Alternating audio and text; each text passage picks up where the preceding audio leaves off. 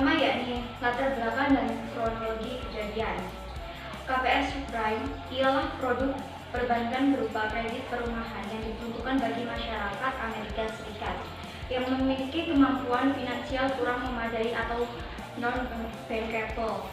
Produk ini diperkenalkan pada tahun 1930-an, di mana saat itu Amerika Serikat mengalami krisis yang dikenal dengan Great Depression. Dengan adanya produk ini bertujuan memenuhi kebutuhan rumah masyarakatnya yang berada di level perekonomian menengah bawah.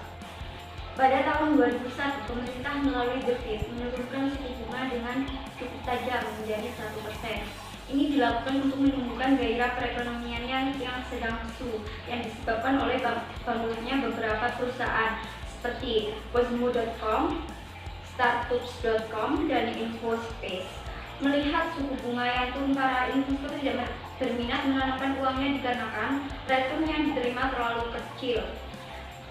Tapi di sisi lain, masyarakat Amerika Serikat banyak yang melakukan pinjaman untuk membiayai kegiatan usaha mereka ataupun kegiatan konsumsi. Ini mengakibatkan dampak positif terhadap perekonomian Amerika Serikat dikarenakan suku bunga yang rendah, bunga mortgage KPR juga rendah. Akibatnya banyak masyarakat Amerika Serikat yang tertarik mengajukan KPR. Perlu diketahui, KPR adalah pinjaman kredit kepada masyarakat untuk membeli rumah dengan jaminan rumah itu sendiri. Tapi dalam kegiatan ini, pembuatan produk memerlukan waktu yang cukup lama. Melihat tingginya minat masyarakat dan permintaan tidak dapat diserap sepenuhnya oleh pihak bank penyedia produk KPR, mengakibatkan harga properti melambung. Melihat kondisi ini, banyak bank yang menawarkan produk KPR. Kenaikan harga properti ini yang juga dimanfaatkan oleh masyarakat Amerika Serikat. Mereka melakukan refinancing, yaitu meskipun rumah yang mereka beli belum jadi, mereka mengajukan tambahan pinjaman dengan jaminan rumah nasional.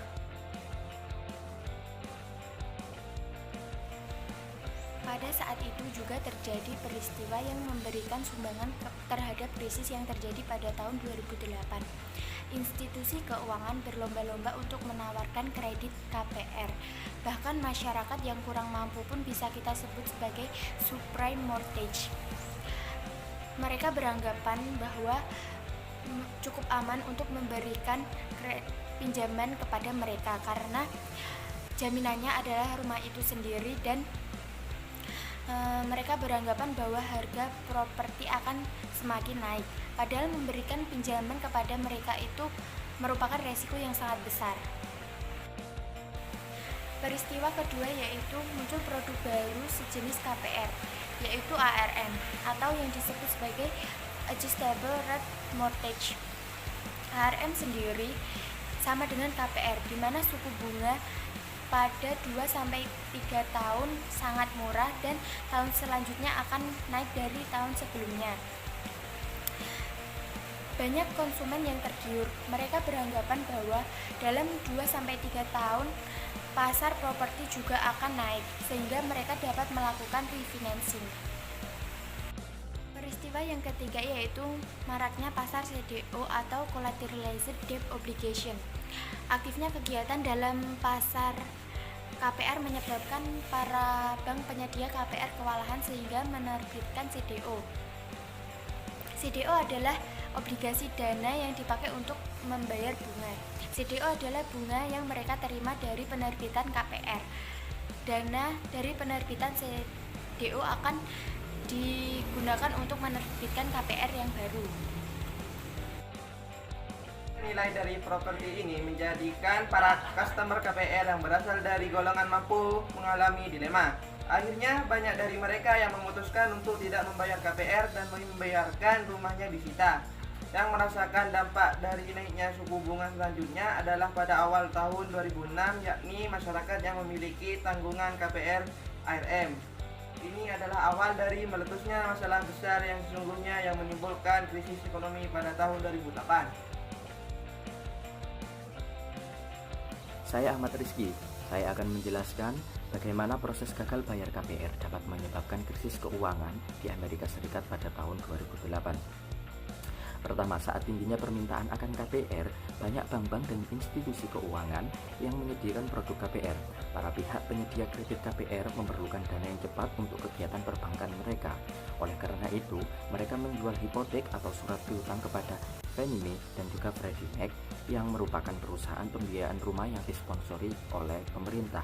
Kedua, dikarenakan Fannie Mae dan juga Freddie Mac tidak memiliki cukup dana untuk memenuhi permintaan dari bank-bank pemberi kredit, maka mereka menjual lagi surat piutang dari bank kepada investment bank melalui sekuritisasi yang bisa disebut dengan MBS atau Mortgage Backed Securities. Di antaranya adalah kepada Lehman Brothers, Morgan Stanley, UBS, dan juga HSBC. Ketiga, para investment bank tersebut melakukan sekuritisasi lagi MBS tersebut ke pasar keuangan Amerika Serikat yang juga dibeli oleh para investor dari negara lain. Dari ketiga proses tersebut dapat kita ketahui asal mula dana yang digunakan dalam produk KPR tersebut. Dari kegiatan KPR ini, Amerika Serikat ekonominya tumbuh sangat pesat. Di samping itu, Amerika Serikat juga mengalami inflasi yang sangat besar. Untuk menangani hal tersebut, Amerika Serikat melalui The Fed menaikkan suku bunga acuan mereka dari 1% menjadi 5%. Naiknya suku bunga acuan inilah yang menyebabkan gagal bayar pada produk KPR yang berujung pada krisis keuangan di Amerika Serikat.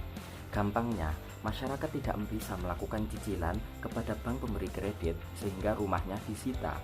Para bank pemberi kredit pun juga akhirnya tidak mempunyai dana untuk membayar hutangnya kepada Freddie Mac dan juga Fannie Mae. Lalu, kedua lembaga tersebut juga tidak dapat membayar hutang kepada investment bank, sehingga di sini menumbuhkan properti dalam pasar yang mengakibatkan turunnya nilai properti. Dikarenakan MBS, investment bank juga menjual kepada investor dari berbagai negara, sehingga membuat cakupan krisis ini meluas ke negara lain termasuk ke Indonesia. Pada tahun 2008, investasi terbesar dan tertua di Amerika Serikat, Lehman Brothers, mengalami kerugian.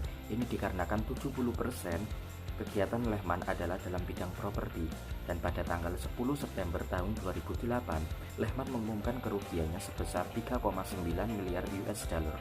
Saat itu, Lehman mengajukan perlindungan kepada pemerintah, namun pemerintah menyatakan tidak akan mengambil tindakan apapun, sehingga pada tanggal 15 September 2008, Lehman mengumumkan kebangkrutannya dengan hutang bank sebesar 613 miliar US dollar, di mana 150 miliar US dollar dalam bentuk obligasi. Assalamualaikum warahmatullahi wabarakatuh. Saya Yolidita akan menyampaikan poin B. Poin B adalah pelanggaran etika yang terjadi. 1. Spekulasi pemilik rumah. Banyak dari masyarakat yang waktu itu memiliki tanggungan tidak menjadikan rumah tersebut sebagai tempat tinggal terutama, melainkan digunakan kembali untuk investasi lagi. 2. Praktik pinjaman meminjam yang beresiko. Pemberi pinjaman, dalam hal ini bank-bank yang memberi kredit KPR, menawarkan banyak pinjaman kepada pemilik beresiko tinggi termasuk imigran tidak berdokumen hanya demi mengejar keuntungan. Ketiga, penipuan hipotek dan pinjaman predatori. Pemberi pinjaman memberikan pinjaman dana yang mereka ketahui tidak dapat diberi oleh pinjaman karena menyebabkan kerugian besar bagi investor dalam sekuritas hipotek. 4. Faktor kepentingan perusahaan. Memeringkat tugas dari perusahaan pemeringkat seperti Moody's dan Standard dan Poor adalah mengevaluasi obligasi atau instrumen uang lain dalam memberikan rating yang mencerminkan resiko instrumen utang tersebut. 5. Ikut campur tangan pemerintah. Seharusnya pemerintah tidak sebagai pengawas, bukan sebagai penjamin kredit perumahan. Berikut beberapa hal yang bisa kita lakukan saat menghadapi kejadian serupa atau paling tidak agar terhindar dari kejadian yang sama adalah 1. Memberi syarat yang lebih ketat untuk pinjaman rumah atau KPR. 2. Pengawasan terhadap produk-produk sekuritas. 3. Mengontrol suku bunga KPR. 4. Pemerintah bertindak sebagai pengawas, bukan sebagai penjamin kredit perumahan.